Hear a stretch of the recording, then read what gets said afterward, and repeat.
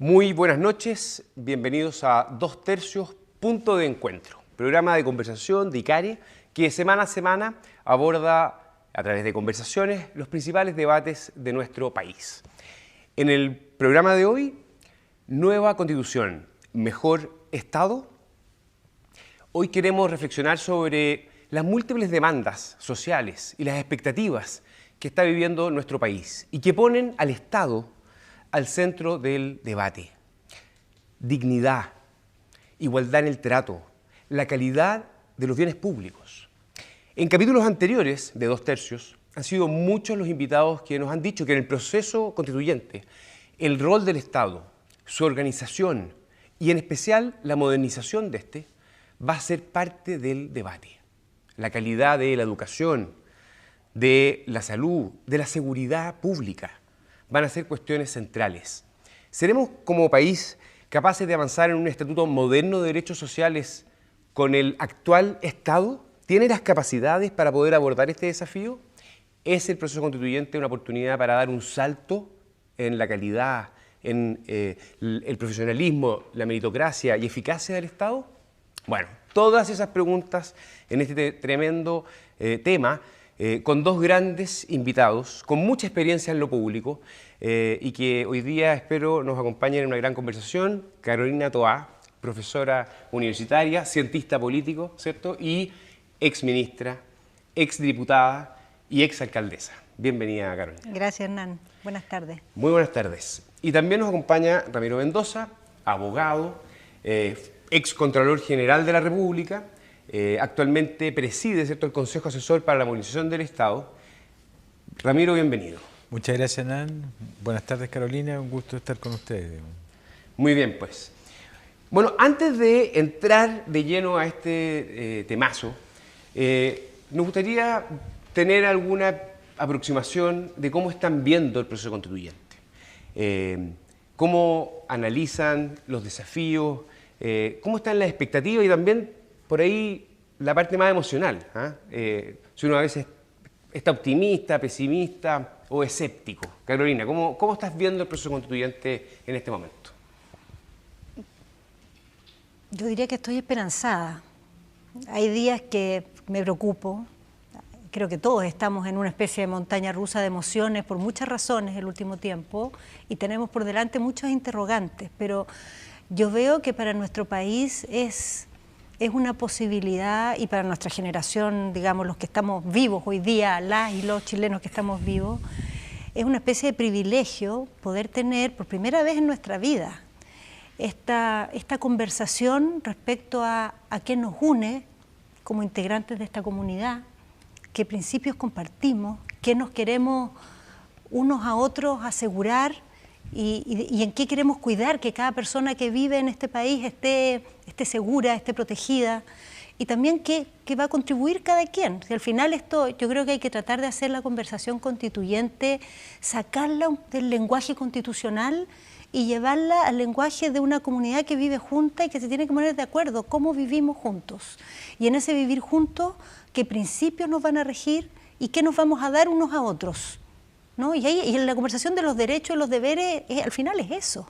Ahí el Estado es una herramienta para eso, es un instrumento para cumplir eso que establezcamos. Y yo veo también como algo súper necesario, o sea, realmente urgente, porque estamos ahí en una crisis dramática, el tener la posibilidad de discutir también cómo se edifica el poder en la sociedad. Siempre se habla de que la Constitución limita el poder, pero no solo lo limita, sino que también lo construye, ¿no? Y yo creo lo distribuye. Yo creo que claramente nosotros tenemos que distribuir el poder de otra manera en esta sociedad de hoy, mucho más plural, más compleja, exigente. Este poder tan concentrado no da por ningún lado, pero además tenemos que lograr que ese poder no solo sea legítimo, sino que funcione. Yo creo que hoy día lo que estamos teniendo es una política y un sistema de organización del poder que no está funcionando, que está trabado, que cada vez que se enfrenta a un dilema importante de la sociedad no logra dar respuesta, no logra salir con una solución. Entonces yo veo que, la verdad, tener por delante esa conversación como chilena, como chilenos, y que se haga además de esta forma que va a garantizar que la mitad de los protagonistas seamos mujeres, y yo espero realmente, porque creo que sería una farra histórica imperdonable, que los escaños indígenas se aseguren, que las garantías y facilidades para los independientes se otorguen, porque es la manera también de garantizar la legitimidad del proceso. Y mira, todas las incertidumbres que hay y todas las dudas que podamos tener, yo creo que están como a la altura de la posibilidad que esto es gigantesca, y la responsabilidad para los que estamos vivos hoy día de protagonizar esto, que ninguna generación ha tenido jamás en Chile, ni cerca, algo ni parecido a esto. Esto es inédito, lo sabemos. Ramiro, ¿tú cómo estás viendo el proceso? Mira, yo creo que no tan diferente, digamos. Yo creo que de una u otra manera, yo creo que los procesos se van instalando en las capas culturales de la sociedad más o menos homogéneos desde el punto de vista de cómo los percibimos, seguramente con más influencia o menos influencia desde el punto de vista de las ideas. Y seguramente tenemos muchas cosas en común con Carolina y tenemos otras cosas que del mundo de las ideas quizás nos separen, digamos. Pero eso, en cada sector hay un desafío distinto, digamos, y por eso que yo creo que yo le diría que este es un momentum desafiante, o sea que, y ustedes aludieron al tema de que es una oportunidad única, sin duda, digamos, o sea, esto es como si en algún minuto los países tuvieran la oportunidad de hacer un inventario, ¿eh? Entonces un inventario de cierre de año, digamos, a ver cómo tenemos, digamos, el negocio, que en este caso se va a llamar el negocio país, y en este inventario vamos a poner la atención en ver cómo ha funcionado el país, y en realidad la reacción de, comillas, nuestros clientes, que son los ciudadanos, van a tener, digamos, la posibilidad de entrar a ver si nuestro negocio estuvo bien o mal al término de este proceso constituyente. Entonces, ese desafío es inédito, y es inédito en muchos sentidos, digamos, porque tú vas a estar con muchas voces adentro de esta convención, y en este inventario van a salir muchas cosas que han formado parte de lo que hemos construido a lo largo no solo del proceso constituyente post-90, sino que en los procesos anteriores, y vamos en realidad a sincerar cuáles son en realidad los productos que estaban en regular estado, que estaban en mal estado y que hay que sacar de las vitrinas, digamos, porque en realidad nos sirven en el negocio o en las necesidades que tiene nuestra ciudadanía y nuestra sociedad en general.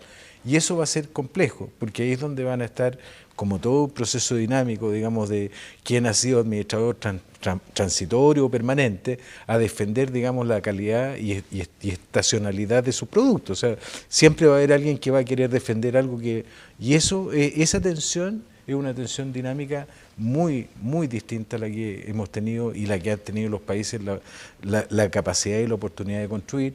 Y ahí vienen todos los desafíos, efectivamente, en esta revisión de inventario, de ver efectivamente desde el punto de vista institucional, desde el punto de vista de la distribución del poder, desde el punto de vista de cómo en realidad es el régimen presidencial el que nos conviene desde el punto de vista de quién vamos a nombrar gerente de esta organización o vamos a nombrar un colectivo en esta organización. Toda esa discusión es la que se va a poner, digamos, en esta convención constituyente, y me parece que es un buen esfuerzo y un buen ejercicio, digamos. O sea, seguramente, y ahí comparto con Carolina, que mucha gente tiene como temor, pero las cosas a veces, antes que defenderlas desde el punto de vista de la ideología o de la anticipación, a veces terminan por defenderse solas, digamos. O sea, la naturaleza del ejercicio del poder hace necesario un organismo que controle, y seguramente se va a mirar a la Contraloría. El ejercicio en realidad de las finanzas públicas hace ver bien en realidad, o vamos a hacer un examen de que si conviene que tenga esta autonomía del Banco Central o no, o no, digamos. Entonces,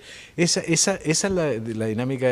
Nos gustaría no sujetar, no hacer este control de inventario respecto de algunas cosas, pero seguramente lo que va a haber es un inventario, es una revisión bastante acuciosa e interesante a la vez, digamos. Yo creo que ahí hay una cosa interesante. Por favor.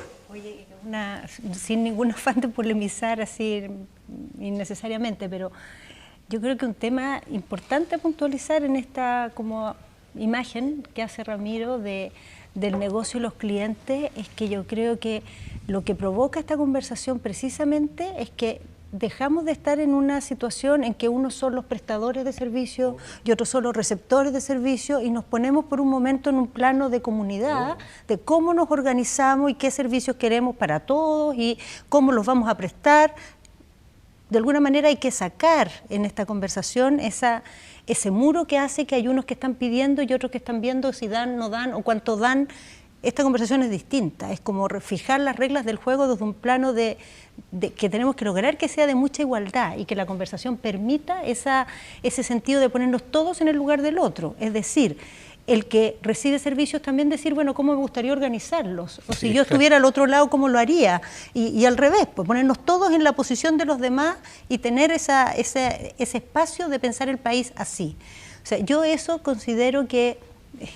Es casi una condición. Es una condición para que funcione la conversación. Sí, yo estoy totalmente de acuerdo. Y yo creo que también es bueno traer en esta reflexión inicial el hecho de que en realidad hemos avanzado muchísimo en muchas cosas, pero seguramente hay muchas cosas que no nos están funcionando. Y por eso que es tan buena la oportunidad. Porque en realidad muchas cosas las hemos ido superando sobre la base de una respuesta a una crisis, y en realidad las soluciones han sido normalmente silares. Siempre vamos resolviendo una cosa, pero en realidad se nos queda más o menos mal armado, y después cuando yo tengo una idea bien en la cabeza, digamos, en este minuto, que todo el esfuerzo que se ha hecho de transparencia en el Estado, todo el esfuerzo que se ha hecho de rendición de cuentas en el Estado, todo el esfuerzo que se ha hecho de buscar a las mejores personas para que dirijan cargos, digamos, de funciones relevantes dentro de la organización, de una u otra manera uno ve que hay un tremendo esfuerzo de instalación, pero después empezamos con la misma conducta en realidad media ratonil, digamos, de que la transparencia la podemos evitar, instalamos el lobby, pero si podemos saltarnos el lobby, o sea, esta cosa que hemos hecho muchas cosas importantes, hay que evaluarlas, digamos. Y yo creo que esa oportunidad es inédita, exótica, porque en realidad no es muy común, y en realidad puede ser muy consolidadora, digamos, de una mejor calidad de país para lo que venga, digamos. Bueno, esa es la tecla de este programa, de hecho. Y hemos abordado distintos debates. Y antes de entrar al Estado y los desafíos que va a tener dentro del proceso constituyente, a mí me gustaría saber, así como brevemente, ¿cuáles creen ustedes van a ser como los principales debates? ¿Dónde van a estar las tensiones? Así, enumerar, ¿crees tú, por dónde vamos a ver las principales diferencias? ¿Dónde va a costar construir 2 tercios? Sí, bueno, a ver, yo creo que va a costar construir los 2 tercios, pero que es totalmente posible construirlos si vamos con un afán de realmente escucharnos y conversar. Creo que el tema que está como en el corazón de esta conversación tiene mucho que ver con nuestro debate de hoy, que se refiere a cómo distribuimos, a cómo establecemos cuál es el rol que el Estado tiene en salvaguardar nuestro bienestar y cómo contribuye lo que no es el aparato estatal, lo que es el sector privado, la sociedad civil, a ese mismo propósito. Yo creo que en ese punto la sociedad chilena ha tenido trancada su conversación hace 50 años. Hace 50 años que no logra establecer yo no digo un acuerdo, porque en estas cosas hay desacuerdos en todas las sociedades, y pienso que un elemento clave de la discusión constituyente es que asumamos que va a seguir habiendo desacuerdos y que no es necesario que estemos de acuerdo en todo. Lo importante es que tengamos ciertas bases acordadas para que pueda fluir nuestros desacuerdos e ir con ello construyendo políticas públicas, haciendo operar la democracia, haciendo operar las mayorías, respetando las minorías, sobre la base de unas reglas comunes acordadas. En ese plano, de qué tareas le vamos a encargar al Estado, de qué va a asegurar el Estado para todos, de cuánto va a contribuir el sector privado y de cuál es el papel de la sociedad civil, nosotros hemos tenido en Chile una disputa ideológica que lleva muchas décadas en las que no logramos fijar bases comunes.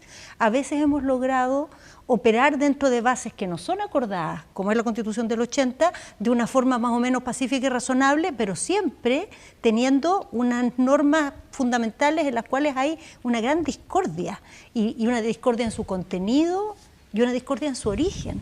Entonces yo pienso que el punto donde es más complejo y donde está el corazón de nuestro desacuerdo es ahí, y yo no veo imposible construir un acuerdo de 2 tercios siempre y cuando vayamos todos con el ánimo de, primero, asumir que uno no va a lograr todo lo que quiere, y segundo, escucharnos.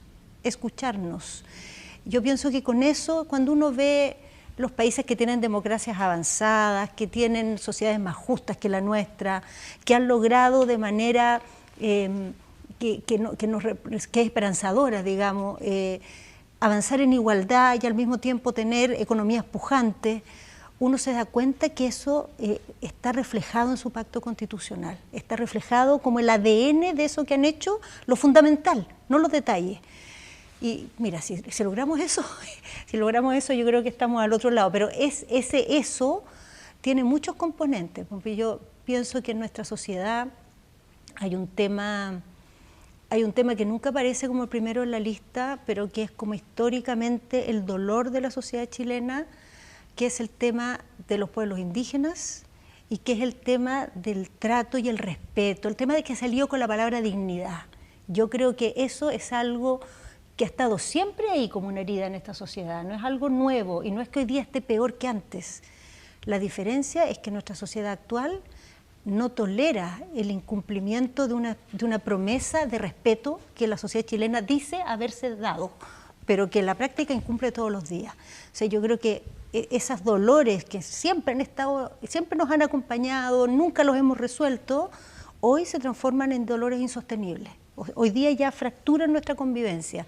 Y creo que si logramos poner eso al centro, o sea, que la conversación sea cómo hacemos una sociedad de respeto en lo distintos que somos, y ahí el tema indígena es fundamental, de respeto a los derechos colectivos de los pueblos originarios con su cultura, con su identidad, con su tradición, con su vínculo con la naturaleza, que es muy distinto del que tiene el resto de la población.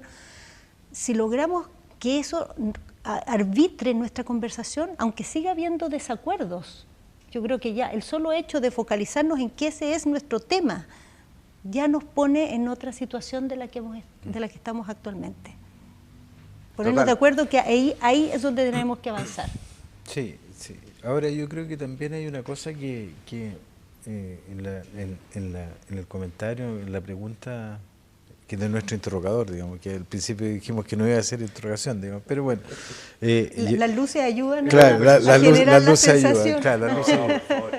¿Sabes Sin qué? nota. Sí, no, yo estaba pensando que una de las dificultades efectivamente que vamos a tener esencialmente en este acuerdo está sobre la base, yo lo estaba tratando de articular, digamos, de que si ponemos todos los temas en la discusión y nos olvidamos de que estamos tratando de buscar reglas esenciales y nos confundimos, digamos, en la minucia de los productos, no soy supermercadista, pero me parece buena la explicación, digamos, en la minucia de los productos vamos a tener una discusión de entrada desde el punto de vista de qué tipo de constitución queremos como resultado.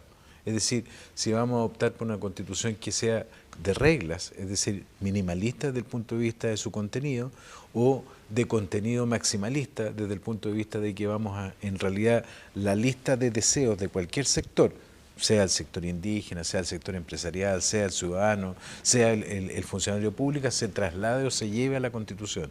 Esa es una cuestión bien compleja, porque va a dificultar de una u otra manera el avance de las reglas esenciales y el estampe de las reglas esenciales en la Constitución, por una parte. Y por el otro lado, el tema de la dignidad, que la Carolina lo tocó y que me parece esencial. Yo creo que hay un problema con la dignidad, que es una dignidad que es bidireccional. Normalmente a veces hay una cierta confusión desde el punto de vista de la dignidad de trato del privado respecto del privado, es decir, del privado respecto al ciudadano que se siente, pero también hay una dignidad de trato en realidad bien manifiesta desde el punto de vista de cómo el Estado no es capaz de cumplir con el contenido esencial de los derechos que el ciudadano tiene frente al Estado. Es decir, y aquí vamos a otro concepto, ¿cierto?, que es en realidad la regla que ¿qué es el Estado, digamos? Es decir, el maltrato de un juez frente al ciudadano, el maltrato de la policía frente al ciudadano, el maltrato del Ministerio Público frente al ciudadano. Es decir, porque normalmente nosotros nos centramos en que el Estado, administración, es el que en realidad tiene los problemas. Cuando estamos hablando del Estado y su rol y cómo lo vamos a entender en la Constitución, no es solo la administración, es la administración, gobierno, ejecutivo, ¿cierto?, que seguramente es ahí donde tenemos algunos problemas de entendimiento, pero es también el juez, la estructura jurisdiccional y la forma de funcionamiento de la justicia en Chile, es la forma de construcción de la ley, la calidad de la ley y la participación del ciudadano que no tiene a lo mejor una representación política, cómo concurrir a la formación de la ley y la medición y evaluación de la misma calidad de la ley. O sea, yo creo que ahí todos esos son problemas del Estado. El Estado no es solo la administración del Estado. Y abocarnos a la solución de estos conflictos o de estos eventos de mala dignidad, por así decirlo, o desacople del trato correcto que tiene que tener el Estado, no solo en tratar bien a las personas, sino que en tratarlas bien y actuar eficiente y eficazmente en dar una calidad en la decisión de justicia y en la oportunidad de vida. Pues yo no saco nada con tener una decisión judicial 7 o 8 años después, digamos, o no saco nada que me hagan un portonazo, ¿cierto? Y 3 meses después el Ministerio Público me diga que ha tenido la gentileza de archivar los antecedentes, digamos. Entonces, hay en eso, y esa es una cosa que hay que tener mucho cuidado.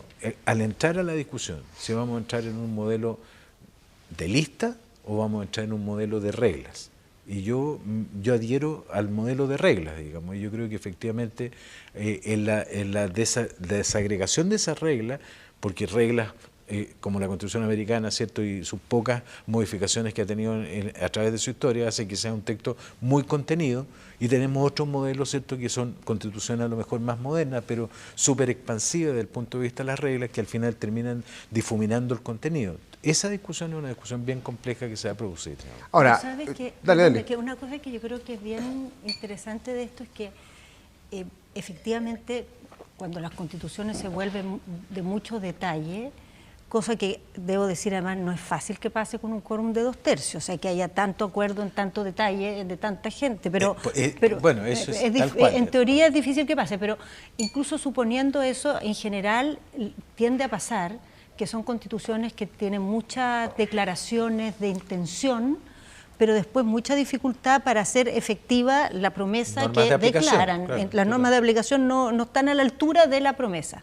Entonces, yo ese principio lo tiendo a compartir, pero creo que a la vez uno espera, y es muy importante que la Constitución tenga algunas declaraciones fundamentales que fijan ciertos conceptos, fijan ciertos valores, fijan cierto encuadre, o sea, por decir, la Constitución norteamericana, que es típicamente la Constitución minimalista, pero el hecho de que esa Constitución parta diciendo nosotros el pueblo, que lo primero que diga sea eso, cambia todo.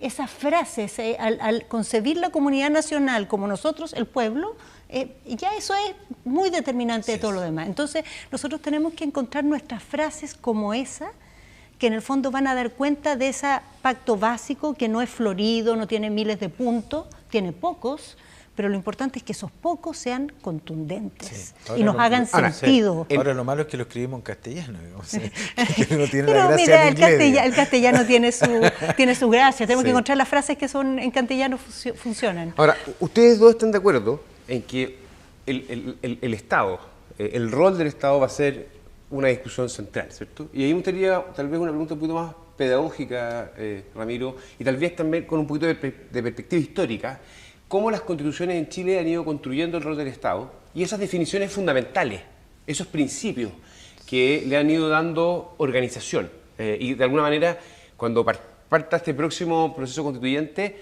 hay 200 años de tradición constitucional que han jugado un rol respecto del Estado y su organización. Si nos pudieras contar así, para poder entender macro un poquito de ese contexto. O sea, son algunas cosas, digamos, algunas que ya las hemos conversado así tangencialmente. Una, las referentes al sector político, a la forma de ejercer el poder político. Eso está en todas las constituciones chilenas, digamos, desde el director general, ¿cierto?, hasta la asunción de un presidente de la República, después de la Constitución de 1833 y toda la carga que desde el punto de vista... Yo te diría que otra cosa que normalmente está es la forma de elección de los presidentes, pero yo creo que hay algo que es bien importante que normalmente siempre, y lo dijo la Carolina al principio, las constituciones se han mirado como límites al poder, desde el punto de vista de su explicación dogmática, pero en realidad si uno mira las carátulas de la Constitución en Chile, todas las constituciones se llamaban Constitución Política del Estado, porque era la organización del Estado, salvo la Constitución del 80, que es una cosa bien curiosa, que esta es la primera Constitución que se llama Constitución Política de la República, porque está suponiendo la Constitución del 80, entre comillas, bien o mal en sus orígenes, de que en realidad lo que está detrás de la Constitución es el margen de las reglas de la República, es decir, lo que rige a los gobernantes y también lo que rige a los gobernados. Y por eso que tiene un entrecruzamiento diferente. Yo creo que efectivamente las constituciones han ido dando toda esta organización desde el punto de vista de la administración de justicia, a partir de la Constitución del 80 en algún minuto tuvimos algunos modelos híbridos, ¿cierto?, que no sabíamos dónde catalogar desde el punto de vista de la discusión, si eran ejecutivo, legislativo, judicial. Entonces instalamos el Ministerio Público, una cosa, y llegó en las últimas constituciones una cosa maravillosa que se llama autonomía constitucional. Y de ahí en adelante todos quienes se mueven en el mundo del poder que está constitucionalizado, porque eso es lo que hace la Constitución, todos quieren ser autónomos constitucionales.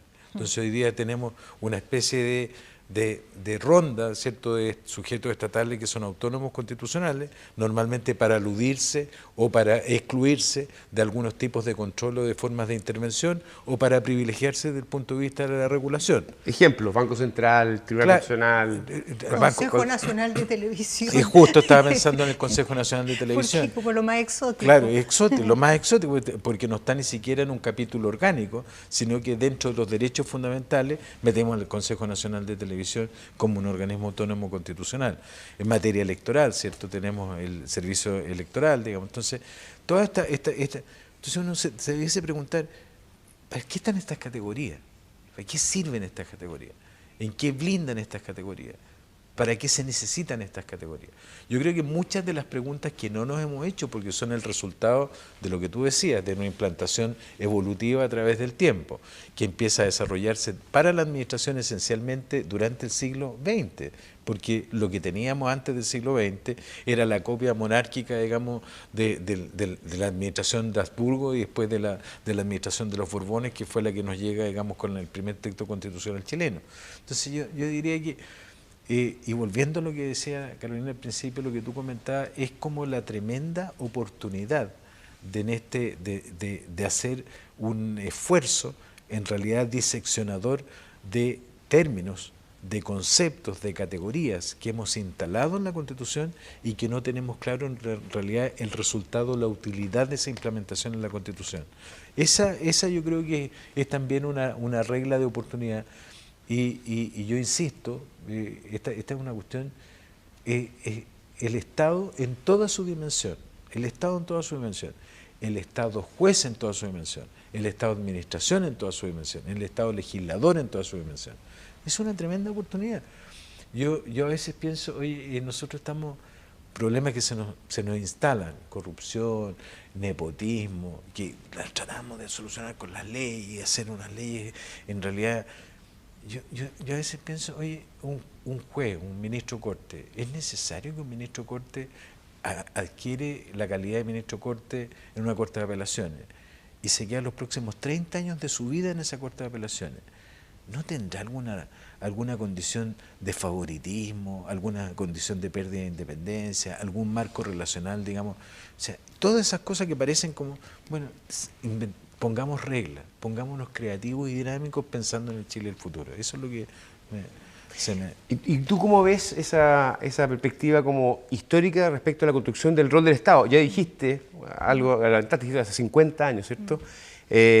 Algo dijo Ramiro, ¿cierto?, insinuando que en el fondo la Constitución del 25 es cuando empezamos a construir un Estado más social, ¿ah? y empezamos a diferenciarnos del siglo anterior.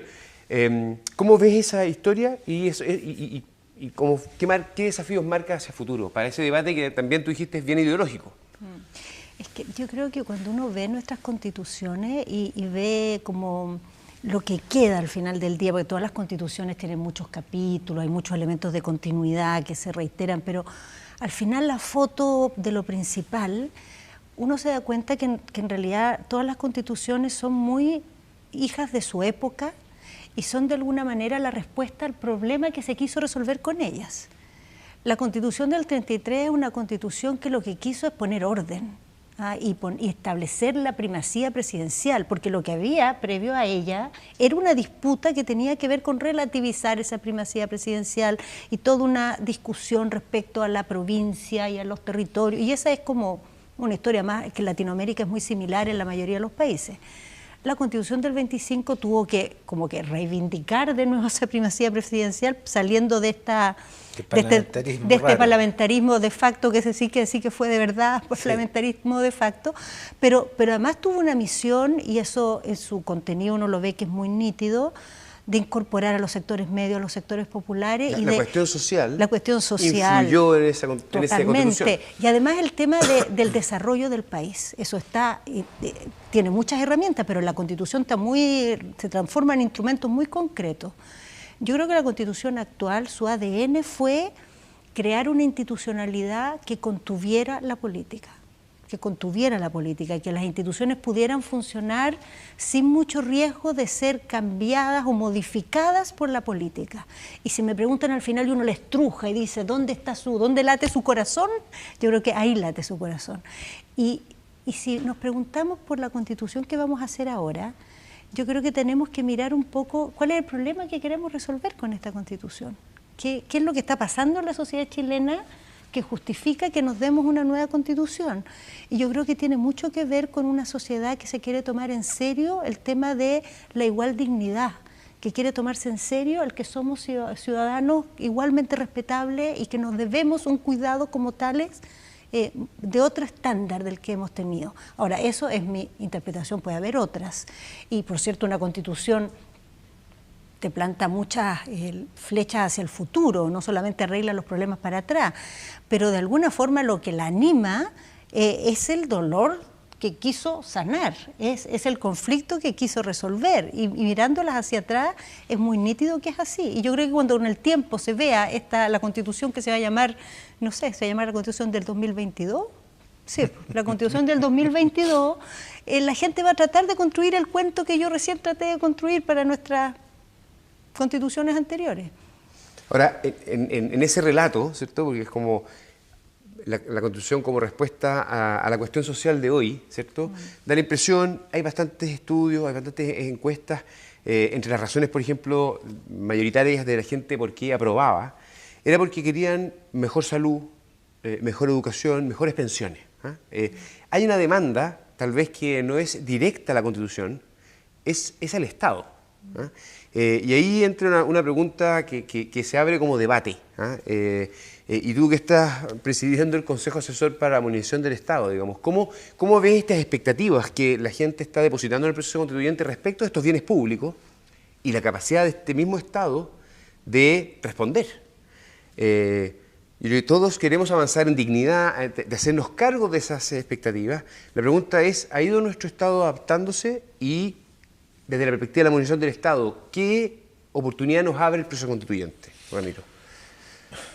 No sé si ya o sea, seguir en el tema del proceso constituyente sin duda que es una oportunidad, digamos, pero volviendo a la primera fase de tu inquietud, yo creo que uno podría ser súper lapidario y decir que este es un Estado fallido, digamos, desde un punto de vista así irresponsable, digamos, ¿no? Es un Estado que de una u otra manera tiene una tremenda deuda en realidad de simetrizar o lograr cumplir el mandato de su existencia, la intención del legislador y la satisfacción de lo que debe hacer, digamos. Ahí hay una cosa bien curiosa.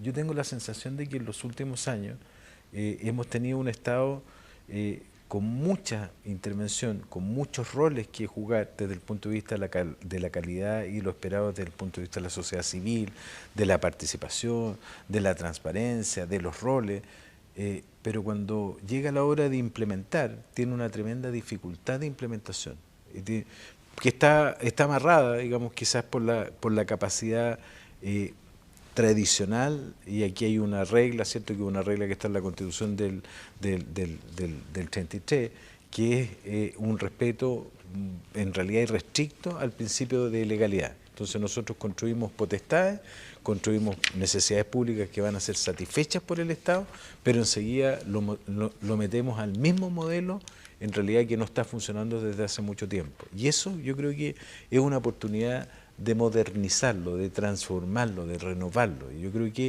esa es una tremenda oportunidad. ¿Y ese problema está en la ejecución? ¿Está en las capacidades de poder hacerlo?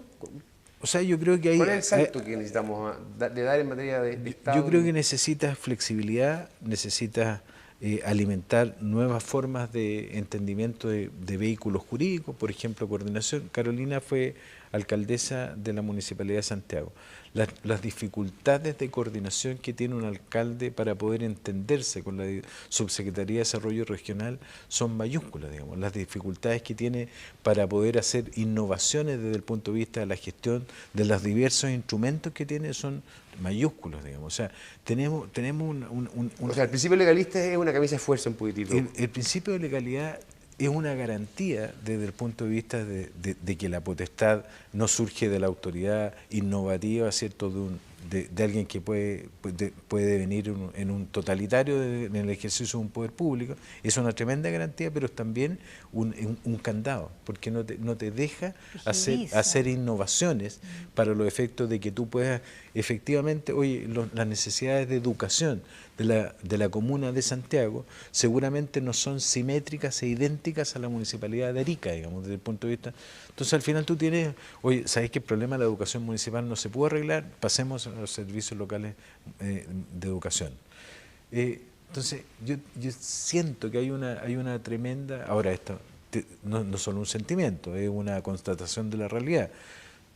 Si tú te vas tú lo dijiste al principio, las primeras necesidades que tienen las encuestas en Chile, salud, previsión, educación, seguridad ciudadana, fantástico. Detrás de eso, en realidad tú haces un doble clic sobre cada uno de esos valores, cada uno de esos valores tiene una gestión pública detrás, digamos, y cada uno de esos valores de gestión pública detrás tiene un mal funcionamiento detrás, digamos. La salud pública en Chile ha tenido un tremendo incremental de recursos públicos en los gobiernos, en los últimos 4 gobiernos. O sea, nunca le habíamos puesto tantas plata a la educación, a la salud pública, pero no tenemos ninguna capacidad de que en realidad la salud funcione coordinadamente, que las respuestas de salud sean las adecuadas, que sean las oportunas. Entonces uno dice, oye, este no es un problema de la ley, es un problema de la gestión pública. Y la gestión pública tiene una vinculación con leyes que no permiten la innovación pública tampoco, digamos. Entonces nosotros queremos soluciones, pero no podemos innovar. Y si tú no puedes solucionar sin innovación, entonces necesitas una ley. Y viene una ley, digamos, a tratar de darle innovación. Yo creo que hay un problema estructural en la forma como el Estado está logrando alcanzar el cumplimiento de la ley, que lo rigidiza, la capacidad de sus ejecutores o sus ejecutivos porque no tienen innovación, y por el otro lado, muchas veces en realidad, comillas, captura de los propios funcionarios que tampoco quieren que se modifique la forma como ellos prestan sus servicios. Porque a la hora de que yo voy a modificar, significa que tengo nuevos desafíos, digamos, que es en relación con mis relaciones de personal al interior de la administración. Entonces, oye, tú puedes cambiar personales de un servicio a otro, estoy pensando en innovación. No estoy diciendo cortemos los contratos, ¿no? A ver, movilidad horizontal en el Estado. No. Yo pertenezco a este servicio, soy funcionario del Estado, pero pertenezco a un servicio. Es como una especie de contradicción. Ese es un tema que yo creo que es un capítulo en sí mismo. Volvamos luego al tema de la administración pública, del estatuto del empleo público y el desafío que hay ahí, pero me gustaría, producto también de tu experiencia, Carolina, ¿cómo ves ese punto que hace Ramiro, digamos? Porque además estuviste en el Ejecutivo, en el Legislativo, y en lo que hoy día son, probablemente, con todos los problemas que tiene la política, los alcaldes, finalmente los que han estado más cerca de poder interpretar, de conectar, de dar respuestas. Entonces, lo municipal, creo yo, va a ser bien protagónico, intuyo, del proceso constituyente, respecto del Estado hacia dónde tenemos que movernos. Hoy día son casi puros alcaldes los precandidatos, digamos. ¿Sí? Entonces, me gustaría saber, ¿cómo lo ves tú, Carolina? Bueno, primero creo que esto o sea, mientras hablaba Ramiro me salían como miles de cosas por la cabeza, porque creo que esto tiene muchas capas, ¿no? Muchas capas, y no todas son constitucionales. Eso es lo primero, como advertencia al público, no Sí, todas claro, son constitucionales. Una nota de referencia, una en pie de nota página, para que claro. quede claro. Pero están todas relacionadas al final. Yo creo que hay una primera cosa que sí es muy constitucional, es que yo creo que nuestra Constitución es una Constitución que desconfía mucho del Estado. O sea, en cada cosa en que hay una disputa en la sociedad de cómo el Estado lo está haciendo, la verdad es que la Constitución no es clara en lo que le pide al Estado, en lo que es su deber, en lo que debe garantizar. Y más bien toma un camino por el lado de ser mucho más explícito en el límite hasta dónde tiene que llegar, o hasta en qué punto tiene que dejar que otros hagan la pega, o que participen, o que no los deje fuera. En eso es mucho más categórico que a la hora de decirle, usted tiene que asegurar tal cosa. Y yo creo que eso es una parte de nuestro problema, tiene que ver con eso. Una segunda parte de nuestro problema es que yo creo que nosotros somos una sociedad que hemos alcanzado una demanda, una expectativa de bienes públicos que ni nuestra carga tributaria, ni nuestro modelo de gestión, nuestro modelo institucional es capaz de dar. Y las dos cosas están muy relacionadas. O sea, es como el huevo y la gallina. Se mezclan mucho. Por ejemplo, en el tema de la salud se mezcla mucho, porque, por ejemplo, para resolver los problemas en salud nosotros creamos una modalidad con el auge por la cual, cuando el Estado no puede cumplir las garantías, tiene que comprar los servicios en el sector privado. Y con la dinámica, esto ha generado que un tema de precios en el sector privado hagan siempre al Estado quedar en déficit, porque con la capacidad que tiene el sector privado, al Estado quedar en déficit, claro, lo dije correctamente, porque con la capacidad que tiene el mercado de acomodar, en el fondo, el nivel de pago que da, las remuneraciones que entrega a los profesionales, el Estado siempre está por detrás y alimenta esto por comprar servicios en el sector privado. Entonces va profundizando su déficit y gastando su plata en comprar servicios en el sector privado. Entonces ahí tenemos un problema de huevo y gallina que están profundamente relacionados por el hecho de que no hacemos esa apuesta, tomamos esa decisión de entregar una garantía clara de lo que el Estado va a hacer y de dotarlo de las condiciones donde entra todo el tema de la gestión, que efectivamente, bueno, Ramiro no ha estado metido en la alta dirección pública, pero la alta dirección pública ha sido uno de los temas más dramáticos, ha sido resolver los servicios de salud. Encontrar profesionales que vayan a los concursos para dirigir los servicios de salud, porque el personal que se aspira a tener ahí tiene otras ofertas en el ámbito laboral que prefiere antes de presentarse a su concurso, y muchos quedan desiertos, muchos se demoran, los tienen que hacer varias veces, tienen que ir bajando los requisitos porque no logran llenar los cargos. Entonces hay una cosa, yo creo, en nuestra normativa constitucional que no es claro lo que le pide al Estado, y en nuestra política pública que está al debe en materia de recursos, porque no hay la carga tributaria que se requiere para esos bienes públicos, pero también en la gestión. Y yo creo que en la gestión, ahí me pongo en mi rol de persona del mundo de la centroizquierda y del progresismo, hay una especie de hacerle el quite a lo importante que es este tema. Si uno realmente hace una apuesta porque el Estado cumple un rol tan protagónico, no puede eludir las falencias que tiene el Estado en su capacidad de gestionar, las falencias que tiene producto de la captura política, muchas veces la captura privada también, las falencias que tiene desde el punto de vista de que cómo está organizada su estructura, se priorizan permanentemente los elementos, se reafirman, digamos, los elementos de rigidez, los elementos de estabilidad, pero se le restan herramientas a los elementos de innovación, a los elementos de calidad. O sea, toda nuestra normativa, cuando uno dice cuánto pesa lo que apunta a la estabilidad, lo que apunta al principio de legalidad, lo que apunta a tener normas claras permanentes, pesa así. ¿Y cuánto pesa lo que te impulsa a la calidad, lo que te impulsa a innovar? Pesa así. Y el resultado de eso es que esto siempre pierde, siempre pierde. Entonces, si uno tiene una visión progresista, hay que tomarse muy en serio cómo tener un Estado capaz, cómo tener un Estado que preste con calidad, Claro, que esté eficacia y enfocada, eficiencia son parte y de el trato, un objetivo todos esos sustantivo. temas hay que meterlo en el léxico de la ley de bases de administración del Estado, hay que ponerlo en sus palabras. No están estas palabras, no está la palabra calidad de servicio, no está la palabra trato, no está la palabra igualdad. Hay otras palabras que la llevan, estas otras no aparecen. Hay un dato que creo que, y a propósito estaban hablando de la salud en Chile y su vínculo, ¿cierto?, con el Estado, que creo que es brutal.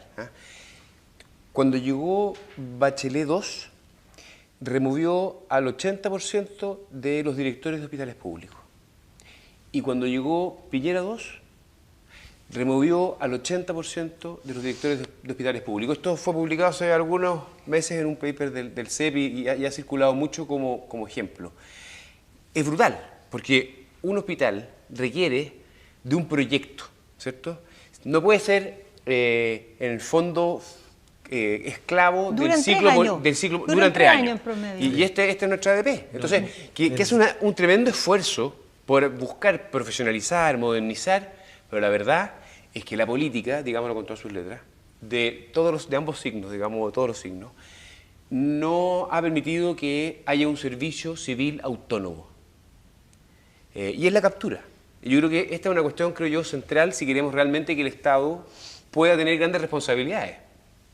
Son muchos países los que tienen estados modernos, profesionales, pero, y aquí está la pregunta, Ramiro, que me gustaría que tal vez tú pudieras abordar, es esta distinción en el fondo entre gobierno, aquellos políticos que entran por un periodo, y la administración pública, como un servicio autónomo, profesional, técnico, que ejecuta.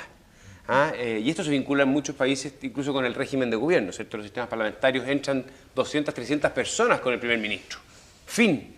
Aquí en Chile, cuando hay un cambio de presidente, entran 3.500 personas y salen 3.500 personas. Entonces, ¿cómo abordar en el desafío del proceso constituyente, del debate constitucional, esta distinción que tal vez a los partidos políticos les va a costar, pero yo creo que va a ser fundamental, que es sacar la captura y que efectivamente haya un servicio civil, profesional y autónomo? Sería muy contradictorio, ¿cierto?, que si estoy pregonando una constitución minimalista, ¿cierto?, te diga, oye, poner al servicio civil en la constitución, digamos, ¿cierto? Sería como una contradicción, digamos. Pero con independencia que no me gustan mucho los órganos de la constitución, creo que efectivamente el tema del servicio civil, a ver, y aquí quiero retroceder un poco, digamos, las grandes transformaciones de modernización del Estado son reaccionarias, digamos. Aquí en realidad no ha habido un esfuerzo de pensar en el largo plazo, porque nunca hemos visto a la transformación, o a la modernización o a la reforma del Estado como un problema, más que como un problema, con una visión de mediano y largo plazo. Entonces siempre hemos instalado cosas interesantes que pueden ser súper creativas desde el punto de vista chileno o pueden ser súper copiadas desde el punto de vista del derecho comparado, pero siempre han sido reaccionarias. O sea, se nos apareció el problema de la corrupción con el desmalezado ENAP, ¿cierto?, y la primera llegada del gobierno del presidente Eduardo Frei, y el presidente Eduardo Frei formó una comisión de ética pública que al final terminó zanjando y pregonando y estableciendo nuevas reglas en materia efectivamente de probidad y de acceso a la información, y al final hubo una tremenda transformación de la ley de base de la administración del Estado, y eso fue a través de la ley 19.653 en el año 99. Apareció el hallazgo en realidad de Mobgate y los cheques raros, ¿cierto?, que andaban circulando para pagar legítimamente, así lo dijo el Servicio de Impuestos Internos, el trabajo extraordinario que significaba para los directivos todo el proceso que se estaba haciendo en materia de concesiones, y ahí llegó todo un problema, ¿cierto? Oye, y el acuerdo Longueira-Lago fue, oye, implementemos un servicio como el servicio civil. Y pasamos a cargos críticos, pasamos a alta dirección y montamos un servicio civil que se transformó en una especie de headhunter y no en un verdadero servicio civil. En realidad el servicio civil ha estado administrando currículum y no en realidad administrando políticas públicas en materia de función de funcionarios del Estado y no funcionarios del gobierno, que es la diferencia que tú estás planteando. le quedaron abiertas las condiciones porque no fuimos capaces de meternos en el estatuto administrativo. Entonces dejamos los cargos de confianza exclusiva, seleccionados a través de la alta dirección pública, pero seguían siendo de confianza exclusiva. Llegaba un gobierno y mataba, digamos, a todos los que había elegido el gobierno anterior. Entonces pasamos de una solución a una destrucción, digamos, porque efectivamente buscábamos, escogíamos, seleccionábamos, los instalábamos, y en vez de durar 3, más 3, hasta 9 años que puede durar un alto directivo público en un mismo servicio, sin perjuicio de tener una tremenda base de experiencia que podría irse a otro servicio, los matábamos al año y medio, a los 2 años, a los 4 años, dependiendo cuándo lo habían seleccionado. En el sector salud, los funcionarios, los directores de servicios de salud, el promedio es 1,1, 1,5 años, o sea, duran menos que cualquiera, digamos, o sea, ¿no? Entonces, esa es una destrucción de valor tremendo. ¿Dónde tenemos que poner los esfuerzos? En un servicio civil no headhunter, digamos. Tenemos que poner los esfuerzos en un servicio civil que se haga cargo de los problemas en realidad del servicio civil chileno. Eliminamos o limitamos las balas de plata del gobierno. Entonces ya, gobierno que entra... ¿Qué son las balas de plata? Las balas de plata son el hecho de que en realidad ya siguen siendo de confianza exclusiva, pero no los pueden destituir, digamos, apenas entra el gobierno, sino que tiene un determinado número de cargos que están a disposición para que el presidente que llega. Entonces ya pasamos de 3.500, vamos achicando la cota, pero lo que tenemos que hacer es tomar el riesgo de cortarle, tal como hizo Hernán Cortés, ¿cierto?, cuando llegó a México y quemó las naves. Aquí tenemos que quemar las naves con la confianza exclusiva. Es decir, usted es alto directivo, escogido por alta dirección pública, usted no tiene un cargo de confianza exclusiva. Usted tiene un cargo que dura 3 años y no se puede destituir, digamos, en relación de la invocación de la confianza exclusiva, sino que a lo mejor habrá que destituirlo por mal funcionamiento, por no cumplir el convenio de desempeño que había suscrito o por un acuerdo colegiado, digamos, del Consejo de la Alta. Habrá que buscar la fórmula, digamos, porque efectivamente yo no puedo tener un funcionario que a lo mejor al año 1 me doy cuenta que empieza a destruir el servicio. Pero es un problema de funcionamiento y no es un problema de política. Ese corte es el que tiene que hacer el legislador. Y eso es lo que nos falta para tener no solo eso, los problemas de capacitación, los problemas de calificación.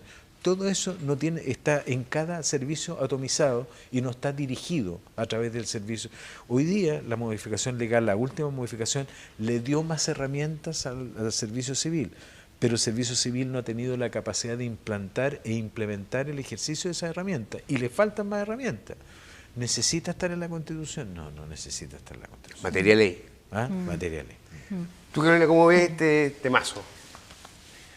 Mira, se me pasó el tema de los alcaldes, así que lo voy a retomar ahora, pero voy a responder eso a ver, para decirlo bien breve, yo creo que el tener el sistema de alta dirección pública fue un avance gigantesco.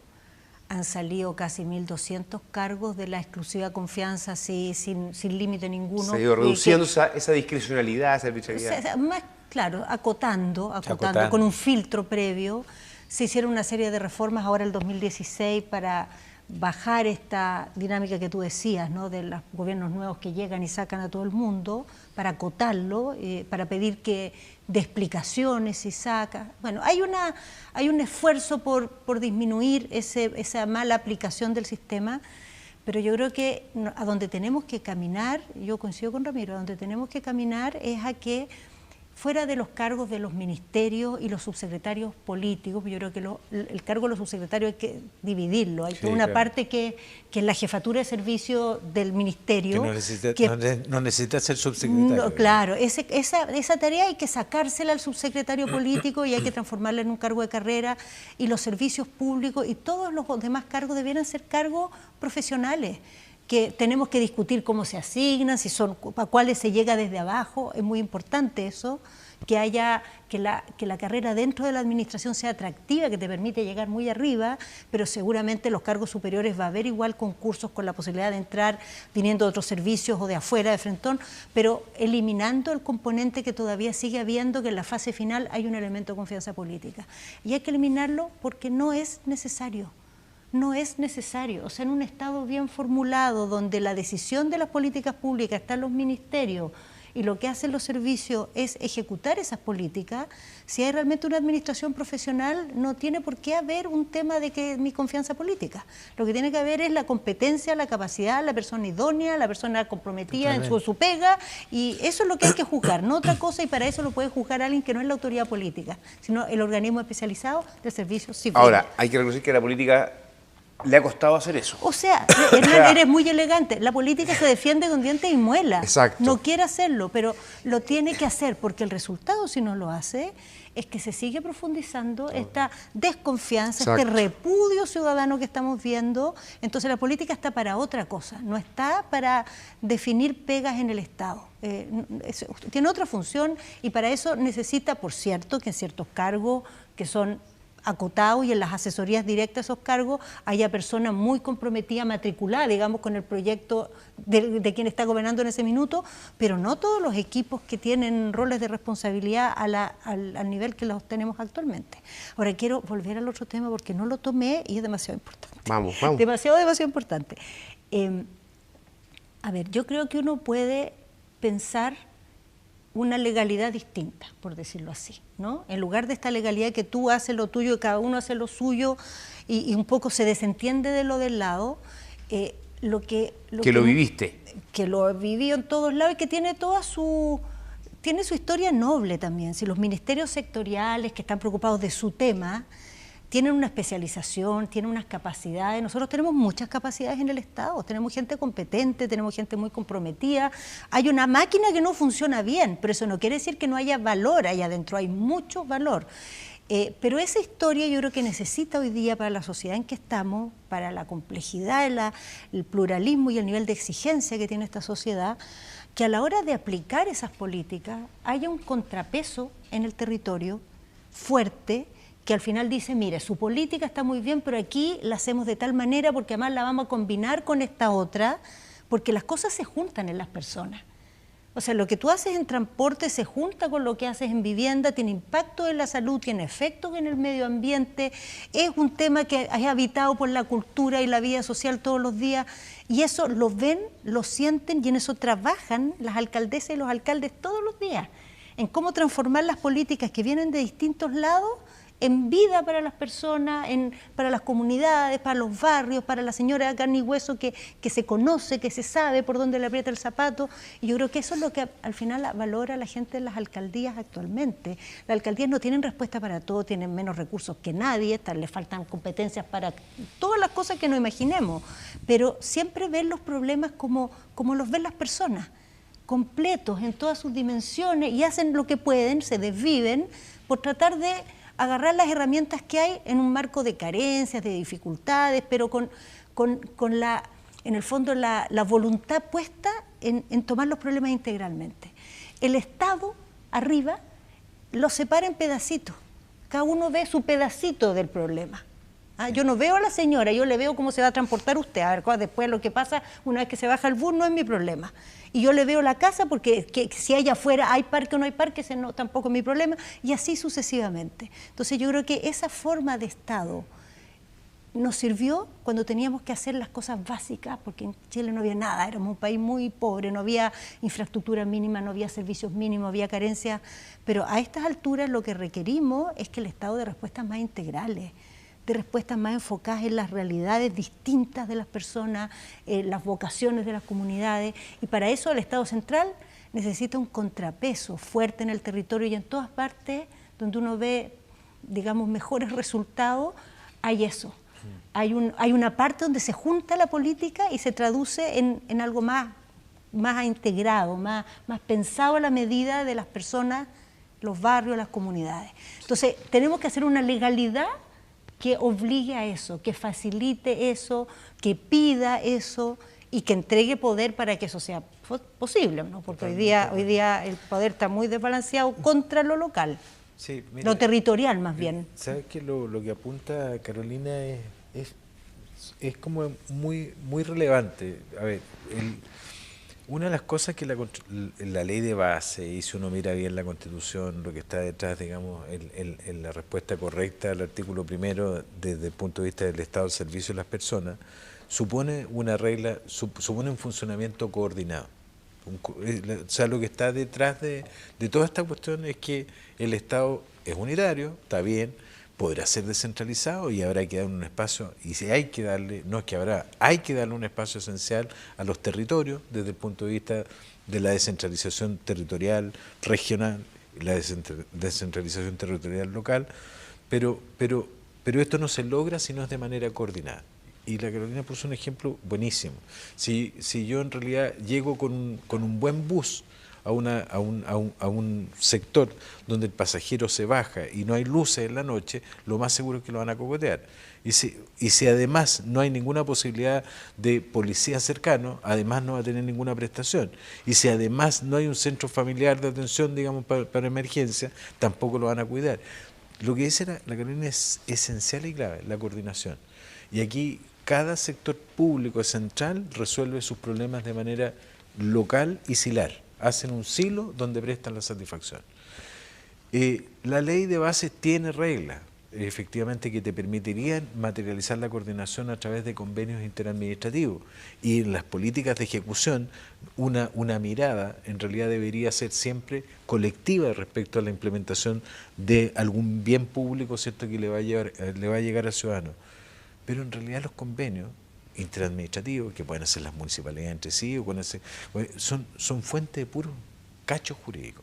O sea, son problemas que tiene el municipio cuando tiene que ejecutar el gasto que le llega con el convenio, las rendiciones de cuentas son un desastre, y además a la vuelta de la esquina va a pasar la Contraloría y te va a ejercer, digamos, además, o un sumario o una rendición de cuentas, o va a tener una auditoría que te va a complicar. La reacción natural de las personas frente a la complicación y a la complejidad es no hacer nada, o hacer lo menos posible, o en términos, digamos, de aversión al riesgo, lo menos riesgoso. Y por eso que cada en realidad, actor relevante desde el punto de vista municipal, lo que hace cosas, hoy termina lleno de problemas, digamos, porque trató de hacer algo. Que flexibilizamos el artículo 7º, ¿cierto?, en materia del principio de legalidad, o nos damos vuelta y le entregamos también un principio de legalidad a la legalidad del contrato entre la administración. Pero hacemos un buen contrato dentro de la administración, buenos contratos, con responsabilidad y con consecuencias. Los convenios interadministrativos, si no se cumplen, no pasa nada. No hay castigo monetario, no hay castigo patrimonial, no hay castigo conductual. Entonces tenemos un problema. Si esta cuestión, Houston, ¿tenemos un problema? Tenemos un problema.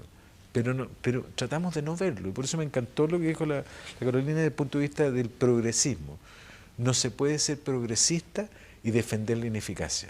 O sea, yo no encuentro que es la mejor frase que he escuchado, digamos. O sea, y tampoco se puede ser protector o defensor de la libertad personal sin hacerse cargo de las consecuencias de la irresponsabilidad personal, digamos. O sea, yo creo que aquí hay un juego de equilibrios que estamos construyendo mal, digamos. Claro, o dicho de otra manera, la eficacia, la eficiencia son al final objetivos para que haya justicia. Pero tiene un sentido ético. No es exclusivamente tecnocrático. El principal derecho humano del ciudadano debería ser yo tengo derecho a un Estado eficaz y eficiente en la prestación del servicio que me va a ofrecer, digamos, o al cual yo socialmente tengo derecho, digamos. O sea, si lo otro es como fantasía, lo otro es colgarnos de una película, digamos, de aventura que se va a llamar, ¿cierto?, Lo que yo quiero, y la respuesta de la otra en esta saga es lo que yo te quiera dar, digamos. O sea, pero ¿sabe eso? Eso es importante. Yo iba a decir una cosa que tiene que ver con el yo te quiero dar,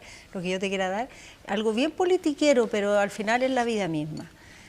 La coordinación, la ley dice que los servicios se deberán coordinar con los municipios cuando intervengan en sus territorios.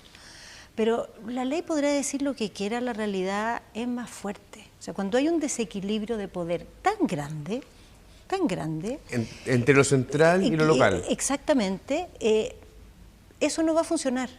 O sea, tiene que haber una capacidad del que el que está ahí y con el que se tienen que coordinar, de también tener juego en esta cosa, de tener espalda, de tener una cierta equivalencia para poder exigir al otro lado que se cumpla este principio. Sí. Tú cuando todo el tiempo tienes, no sé, los municipios mayoritariamente, la mayoría de los municipios chilenos viven de lo que les aporta el Fondo Común Municipal. Su personal en gran parte son programas del gobierno central que se ejecutan a través del municipio con unos contratos súper precarios que no decide el municipio. Son 0,4. Sí, y que después cuando el ministerio decide terminarlo, en los tribunales la gente reclama y el municipio tiene que indemnizar por un contrato que decidió el gobierno central. Y el municipio tiene, bueno, menos plata. En Chile esto es algo bien impresionante. Yo cada vez que lo digo siento que la gente mira con incredulidad. Generalmente la tendencia es que a medida que los países se desarrollan, tienen su estructura administrativa más descentralizada. Es como una ley que eso funciona así. Es bien OCDE, además. Y hace harto sentido. Hay harta evidencia OCDE. Y Chile es un país que en todos los indicadores, digamos, estandarizados que ocupamos, en Latinoamérica es de los países con nivel de desarrollo más alto. Y es de los países con nivel de centralismo mayor. Sí. O sea, Chile tiene una cosa que está desacoplada, que es anómala y que no puede funcionar. Cuando tú ya estás administrando esa complejidad de políticas públicas, cuando tienes ese tipo de demanda ciudadana, además con el hiperpresidencialismo que nosotros tenemos, estás poniendo en muy pocas manos demasiadísimas decisiones para una comunidad que es plural, que es demandante, que quiere opinar, que quiere ser parte. O sea, no va a funcionar, hagas lo que hagas. Entonces, necesitas aquí cambiar ese eje de poder, equilibrarlo de otra manera. Y claro que la ley hay que poner herramientas más potentes para esta coordinación, pero al mismo tiempo balancear el poder. Bueno, son muchas las personas que ven en el fondo, respecto del debate del Estado en el proceso constituyente, a la descentralización como un eje fundamental y al poder local como actores que deberían ocupar un rol mucho más protagónico de la próxima etapa. En parte por una cosa, entre comillas, coyuntural, el rol de los alcaldes ha sido muy protagónico porque están más cerca de la ciudadanía, y por lo tanto están más conectados con la ciudadanía, da la impresión que el Poder Central está muy lejos de la experiencia vital, digamos, y por un dato que también hay que mirar con atención, dentro de la singularidad que tiene este proceso constituyente que nos dimos, ¿cierto?, es que la elección de los constituyentes va a ser distrital, o sea, va a haber una diversidad regional muy importante. Y por lo tanto va a haber una representación de esas personas, de lo local, que se va a hacer presente, creo yo, con mucha fuerza en el debate de la descentralización. Y por lo tanto, no sé cómo lo ven ustedes, pero yo creo que hay que empezar a anticipar que la redistribución del poder, que históricamente ha sido muy central en Chile, va a tener un cambio bien sustantivo. No sé si ustedes... Y no sé si podemos hacer un salto discreto, digamos, si hay condiciones para pegarse un salto demasiado largo. Estas cosas, para que funcionen y no sean Transantiago, tienen que ser progresivas. Bueno, a ver, las experiencias de las políticas de este tipo, digamos, que buscan descentralizar realmente, fortalecer los niveles regionales, locales, son procesos largos, son de para adelante, para atrás, son de ir probando. Ninguna de estos sistemas al final queda como se diseñó al principio, se conciben de una manera, se revisan, se modifican, entonces hay que ponernos en un ánimo de entrar en un proceso, no que la Constitución, vamos a abrir la nueva Constitución y vamos a despertar en este Chile descentralizado. Es un proceso que la Constitución tiene que habilitar, tiene que dejar las condiciones, pero yo creo que hay algunas cosas que son bien... como elementales que sí puede hacer la Constitución, que son señales muy categóricas.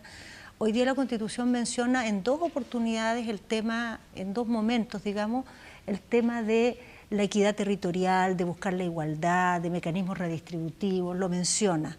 Pero lo menciona de tal manera que en el fondo le da un mandato al Estado por hacer cosas a favor de esta equidad territorial. Y yo creo que tenemos que pasar a una formulación mucho más categórica en el sentido de que todas las políticas públicas y todos los proyectos tienen que tener un filtro de equidad. Porque lo que pasa actualmente es que en la práctica, claro, un ministerio va y tiene un fondo concursable, redistributivo para compensar a las zonas pobres. Y al lado tiene un fondo de inversiones gigantesco con el cual sigue invirtiendo más en zonas que son muy favorecidas o sigue haciendo proyectos de peor calidad para las zonas más pobres, y eso pasa totalmente, nunca ha habido una acción legal valiéndose de este principio de igualdad territorial para reclamarle al Estado por eso, porque el Estado sí está haciendo un esfuerzo redistributivo con su fondo concursable de este porte, mientras al lado hace un proyecto gigantesco que profundiza estas desigualdades. Entonces yo creo que tenemos que poner en este proceso de tránsito, en el intertanto, poner un mandato muy claro en la ley de que las políticas públicas, los proyectos, todos tienen que tener, por decirlo así, una auditoría de equidad. Y aquellos que en sí mismos no sean una contribución a la equidad tendrán que crear mecanismos compensatorios en el mismo proyecto. De manera que a medida que nos vayamos desarrollando y vayamos teniendo recursos para proyectos más grandes y podamos hacer cosas quizás fabulosas en algunos lugares, eso no signifique ahondar esta brecha, sino que por cada proyecto fabuloso las personas que viven en las zonas más desfavorecidas tengan un avance de la misma o mayor proporción, ojalá. Yo creo que cosas como esa nos ayudarían mucho a resolver el tema de inequidad territorial, que es de los dolores fuertes que hay en esta sociedad, y que la gente se ha empoderado con eso y lo reclama con justa razón, porque es un problema grave que ha estado siempre muy invisibilizado. Nunca ha estado en el tope de la agenda, siempre nos hemos preocupado de otras desigualdades, no las territoriales. ¿Y cómo ves tú, a la luz de los 200 años de centralismo, este desafío? Además que tú fuiste contralor, yo creo que tienes también una sensibilidad particular respecto de cómo distribuir poder, que al final es la cuestión que está en el debate de la descentralización. La distribución del poder en Chile tiene una larga historia, tú la recordabas en la invitación que nos hiciste. En realidad, un primer esfuerzo, digamos, constitucional fueron las asambleas provinciales en la Constitución del año 25, tal como también lo recordaste, la invitación, digamos, hizo dos ofertas la Constitución del 25, distribución de poder territorial a través de asambleas provinciales y tribunales contenciosos administrativos para resolver los conflictos con la administración. No creamos ni las asambleas provinciales ni tampoco los tribunales contenciosos administrativos, digamos. Esto es como bien icónico, ¿cierto? Porque en el fondo hubo una expectativa de distribución del poder en el debate constitucional del 25.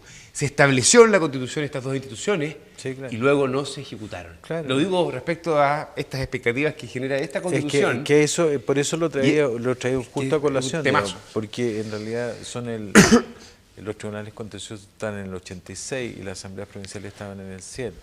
Y no se crearon, digamos. Entonces, claro, yo estoy pensando un poco lo que dijo Carolina en el sentido de las voces de equidad territorial, pero creo que yo le tengo mucho temor, digamos, a la forma como el poder central o el poder ha dialogado con los territorios en Chile.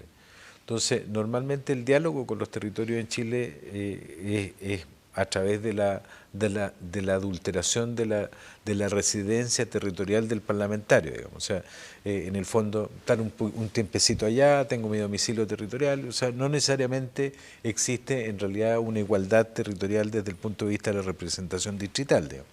Por el otro lado, a mí lo que veo que es bien complicado, digamos, esta incapacidad de poder hacer acuerdos territoriales, pero entendiendo que tengo, para fomentar y para hacer este desarrollo territorial, tengo que reconocer la desigualdad de las capacidades que tengo en la región.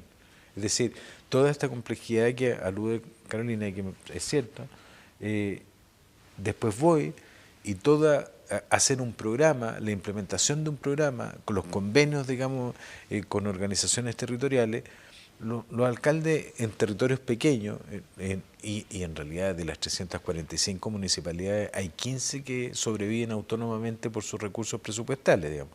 Todas las demás sobreviven, digamos, a través de efectivamente lo que decía Carolina desde el punto de vista del ¿cómo se llama el fondo solidario que tienen Fondo Común Municipal. El FCM, claro. Entonces, tú tienes capacidades súper disímiles, digamos. En las regiones tienes profesionales que sin duda son buenos profesionales, pero en realidad cuando tienen una expectativa de migración interna, migran hacia Santiago, digamos. Entonces no tienes estímulos adecuados, digamos, para que las personas en realidad permanezcan en sus territorios, se refuercen en los territorios y crezcan en sus competencias en los territorios. Entonces, de una u otra manera, tal como decíamos que, oye, en realidad uno tiene que mirar todas las variables para los efectos de materializar una política pública y alejarse del concepto del silo, esto pasa lo mismo en los territorios. Hoy día tenemos un avance en materia de gobiernos regionales y va a haber un gobernador regional. Tenemos el domingo la elección de, en realidad, las primarias, digamos, pero a ver, vamos al detalle del inventario de las competencias de un gobernador regional después de las últimas modificaciones legales de que se establecieron. O sea, con dificultad, son 4 o 5 atribuciones. Es cortita esa, y en realidad una decepción. Los estudiantes de Derecho no se van a afanar mucho estudiando eso. Para nada, digamos, o sea, pues son 4 o 5 atribuciones que además son, desde el punto de vista normativo, más bien de la intención y no de la ejecución. O sea, el gobernador regional va a estar en todo sujeto, digamos, al delegado regional, digamos, desde el punto de vista de poder realmente conducir los destinos de un territorio que se llama región en Chile. Entonces, y además, uno tiene que también tener la osadía, y por eso que yo prefiero el mundo local, comunal, que el mundo territorial de la región, de que en realidad las regiones qué grado de identidad tienen en sí mismas como núcleos, digamos. Es decir, nosotros, esto es una cuestión así que uno dice, oye, pero ¿cómo? Tú eres antirregional, digamos. No, a mí me gusta el territorio y creo que efectivamente las formas culturales, individuales, sociales, como somos capaces de reconocernos en el territorio, se dan en el marco territorial de la comuna. Pero la región, ¿qué identidad tienen algunos lugares, algunas regiones? Por eso hoy día muchos dicen, oye, hablemos de macroregiones, agrupemos zonas regionales, digamos. Entonces, y el poder efectivo del municipio. Y el poder efectivo en el municipio. Yo creo que ese paradigma, yo creo que ahí hay que pensar un poco fuera de la caja. O sea, lo que nos estamos embarcando como nueva constitución a partir de la convención constituyente son con los mismos elementos del Lego que tenía la caja de la constitución del 80 y pensamos que no vamos a moverla, pero vamos a usar los mismos Legos, yo creo que estamos con un problema. Tenemos que pensar un poquito fuera de la caja, digamos. O sea, si hay cosas que seguramente vale la pena que se mantengan, otras que no se mantengan. En el mundo territorial, digo, al principio Carolina lo dijo con mucho énfasis, ¿cierto? Desde el punto de vista de las identidades culturales de los pueblos originarios, eso habrá que verlo, digamos, o sea, pero seguramente habrá que ser también bien sincero de hasta dónde llega el reconocimiento de esa identidad o que implica desde el punto de vista de la materialidad de lo que decidamos en la convención. Yo creo que el territorio en Chile efectivamente... la gracia que tenía la Contraloría o que tiene la Contraloría es que unifica unitariamente la interpretación de la ley administrativa en todos los territorios locales y regionales. Esa es la gracia. Pero es una gracia que se puede perder el día de mañana, digamos, porque si en realidad las Contralorías regionales se desconcentran realmente, ¿cierto? Los Contralores regionales no consultan al nivel central, terminarán siendo territorios, digamos, insulares jurídicos, con su propia interpretación del derecho, con su propia lectura, digamos, del derecho público que rige. Y eso es complejo, digamos. Y eso es complejo porque puede traducir, y yo vuelvo al tema de la obsesión que tengo con ciertas autoridades territoriales que se instalan en la región y que pasan a ser como una especie de sátrapas regionales, desde el punto de vista de algún gobierno, no necesariamente de la administración, pero también de la administración. O sea, un director de tránsito de la municipalidad, no sé, cualquiera, que tenga... Cualquiera menos Santiago. No sé, que tenga 18 años, 15 años en una comuna, wow, que tiene poder, digamos. O como un director de obras municipales, ¿cierto? Bueno, ese sí que es un cargo con poder. Es un cargo con poder, por eso cuando te dicen, oye, si las reglas... Ahora, con todo lo complicado que eso tiene, pero también ha tenido sus cosas buenas, quiero decir yo. Tiene nada estrictamente bueno y malo. O sea, es que mira, yo creo que es bien, este tema de la descentralización es también una discusión sobre qué no hay que descentralizar. Y yo creo que es bueno sincerarlo así, porque... también aquí a veces como que se confunde la cosa y nos perdemos de vista que si uno se le arranca la moto puede generar mayores inequidades, profundizar las inequidades, puede generar la pérdida de cierto sentido de lo que compartimos como país. Entonces, la discusión de la descentralización es una discusión de qué hay que descentralizar y qué no. No es una cosa de echémosle nomás, echémosle para adelante. Claro. Y yo creo que claramente donde se requiere con urgencia una descentralización es en todas esas políticas que tienen que ver propiamente con el territorio. El transporte, la vivienda, los temas de medio ambiente, las áreas verdes. Ahí, porque hay una necesidad de integrar todo eso. ¿Y dónde no? ¿Dónde no hay que ponerse... O sea, yo creo que el currículum nacional tiene que seguir habiendo. Yo creo que los programas de salud tienen que seguir siendo nacionales, tendrán adaptaciones, pero el programa de salud tiene que seguir siendo nacionales. Yo no creo que las contralorías tienen que ser distintas en cada lugar. Ahora, el problema es que la Contraloría será la misma, pero cambia de opinión cada 6 meses. Entonces, es la misma durante los 6 meses que mantiene su opinión, pero va cambiando aceleradamente.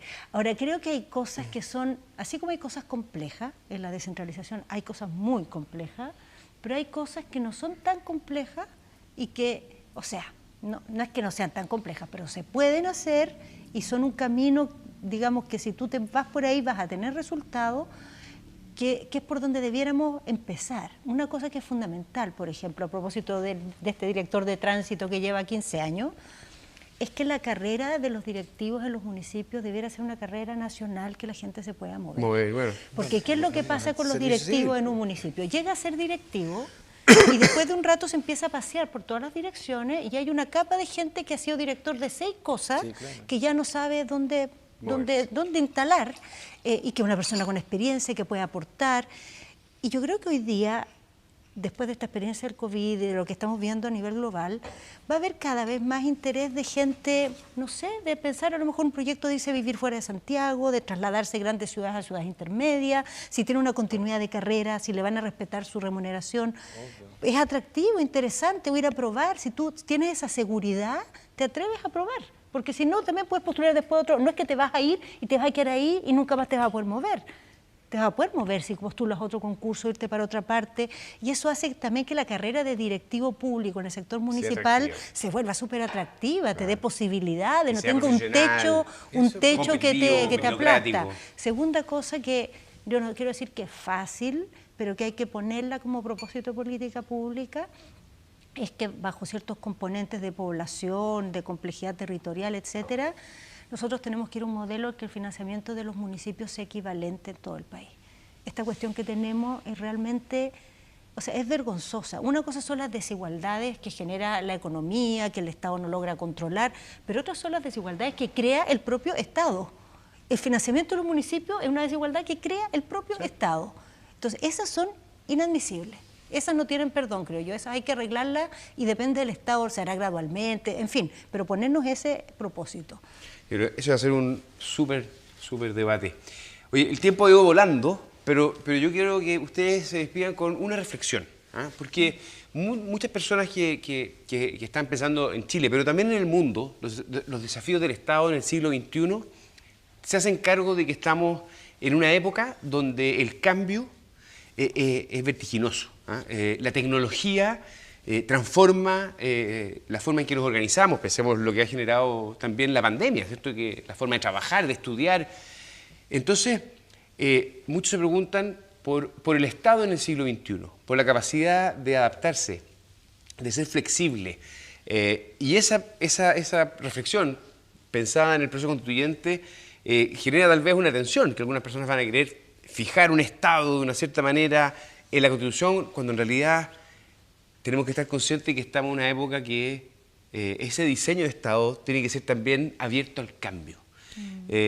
¿Cómo ven ustedes ese debate, esa tensión, para ir ya cerrando esta conversación? Al que se anime primero con esta pequeña pregunta. Caballero. No, tremenda pregunta, claro, es como, bueno, de aquí, ¿sabes? Algo que partimos conversando cuando al inicio de nuestra conversación, de qué reglas poner en la Constitución. Y yo creo que las reglas tienen que dar espacio a esa innovación. O sea, tenemos que tener cuidado con atraparnos los dedos, digamos, en el cajón de la Constitución. Y pienso que en materia de modernización algo que está latente y que está encima de la mesa hace muchos años es que la modernización nosotros no la podemos seguir administrando, o las transformaciones del Estado no las podemos seguir construyendo sobre la base de los episodios de crisis que tiene el Estado. Es decir, tenemos que generar una especie de arquitectura con una cierta gobernanza que permita tener indicadores, permita tener innovación y permita hacer material y real lo que acuerde el legislador desde el punto de vista de la implantación. Para nosotros somos re buenos para la norma, somos re buenos para la dictación, pero somos re malos para la implantación, digamos. Entonces, la implementación de la norma, la innovación que tiene que estar en el ordenamiento y la arquitectura de la gobernanza de este proceso modernizador tiene que estar establecida en alguna parte.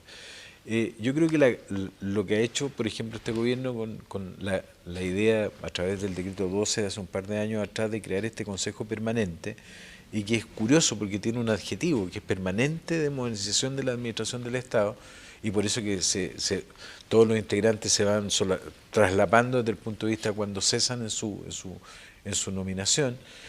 Yo creo que debiese tener una cierta mirada de gobernanza dentro de la institucionalidad. Y tenemos que tener, en realidad, en el mediano plazo, un encargado para esto. En algunos países es un ministro de reforma de las administraciones, México, España. En otros casos es un rol que le corresponde a una persona que reporta a un determinado ministro. Pero si no le damos un cierto espacio de relevancia, un cierto espacio de contenido y un cierto espacio de arquitectura que genere una dinamicidad entre todos los actores que necesariamente deben ser coordinados en un proceso tan complejo como es modernizar el Estado, todos los esfuerzos van a ser bien estériles.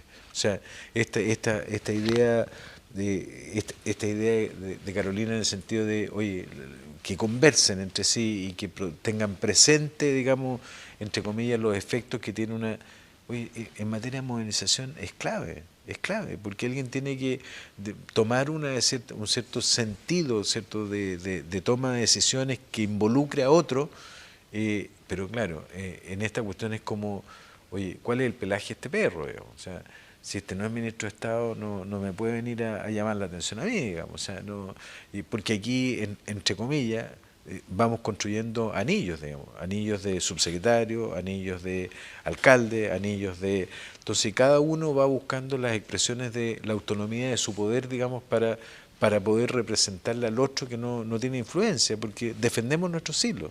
Y en esta cuestión se trata de romper los hilos, digamos. Entonces quien tiene el rol de romper los hilos, o quien lo vaya a tener, tiene que tener, en realidad, como estamos hablando de poder para hacerlo, digamos. Y esa parte está faltando, yo creo que el esfuerzo de este Consejo Permanente necesita un esfuerzo adicional y necesitamos todos tomar conciencia de que modernizar el Estado no es prestar algo, sino que es solucionar sistémicamente un conjunto de problemas. Y mientras no lo entendamos así, estamos complicados, digamos. Las relaciones con los municipios son tremendas, digamos. El poder central con los municipios, todo lo que decía, me acordaba lo que decía Carolina, oye, yo le pongo los alcaldes, o en realidad los DIDECO, tienen que salir a buscar recursos comunales, los SECPLAC, digamos. Entonces tienen que andar, y participan en concursos, son buscadores de recursos, digamos.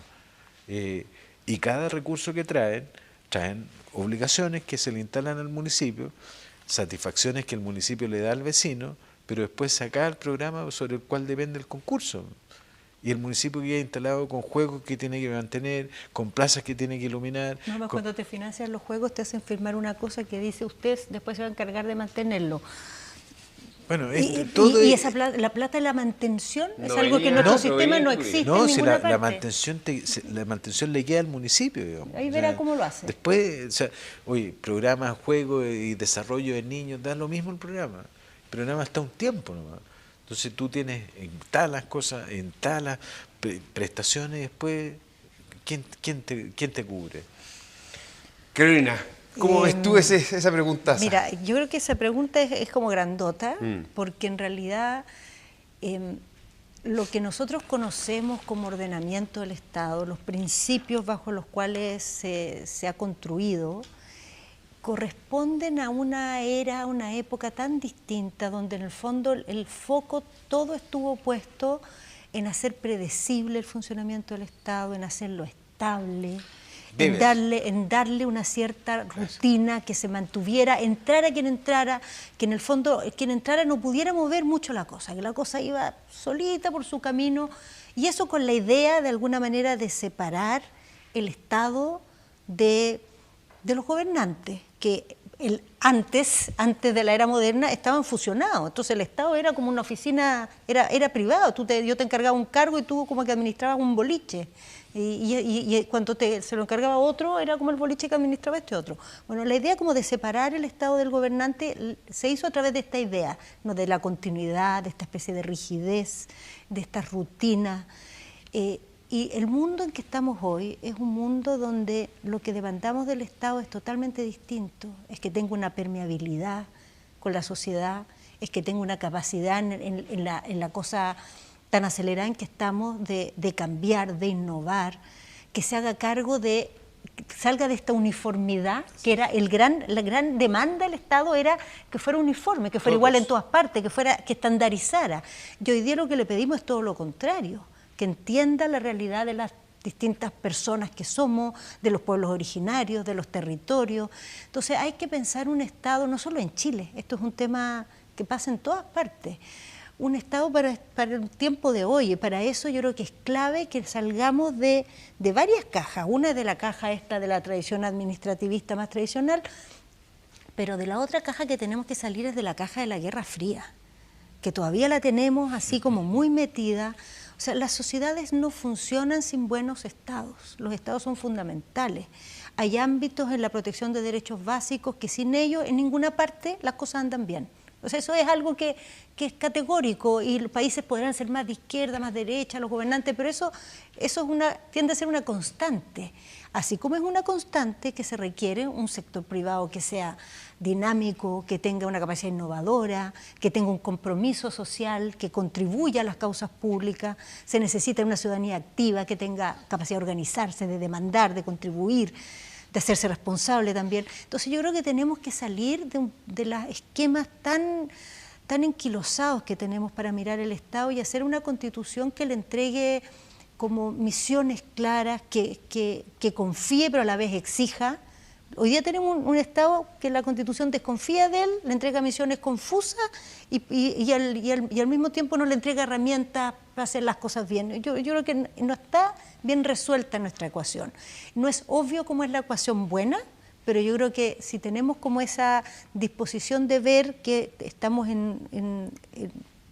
haciendo una constitución para un mundo muy cambiante, tenemos que pensar un Estado como hábil para eso, empoderado para eso, y con esa mezcla, ¿no?, de entregarle confianza, entregarle las condiciones y al mismo tiempo exigirle y crear las herramientas para que la sociedad pueda pedir ese buen trato, esa dignidad que la gente está demandando.